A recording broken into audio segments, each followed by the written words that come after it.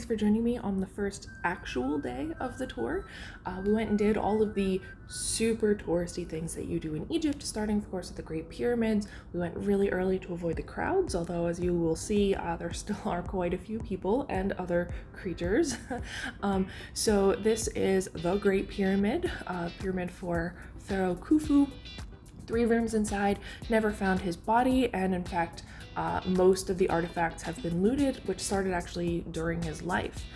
We've known of 3 rooms in the pyramid pretty much since the beginning, but again, have never found the actual mummy. But really exciting, in March of this year, of 2023, archaeologists discovered a 9-meter tunnel right by the entrance, and so maybe this can actually go to his burial chamber. So really exciting new stuff.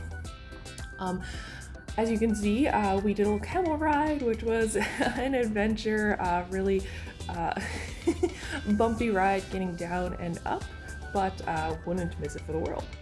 So then we got to go inside the second period, which was actually for the son of Khufu. This is Khafre's tomb.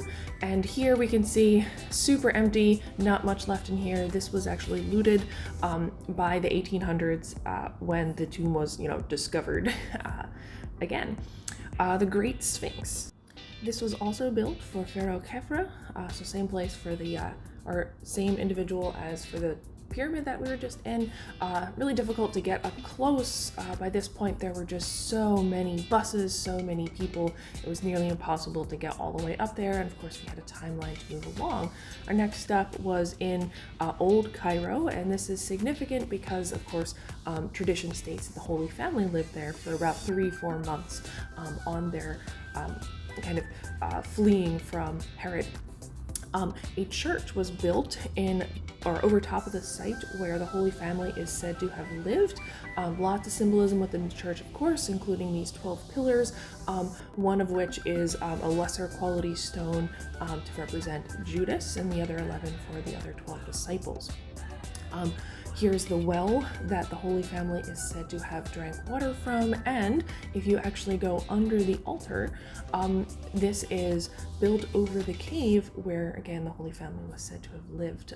And so you can see this glass on the bottom, so you can actually look down and see the stones that were walked on by Jesus himself, and they are kept holy. No one's allowed to walk on them, but you can just see them through the glass.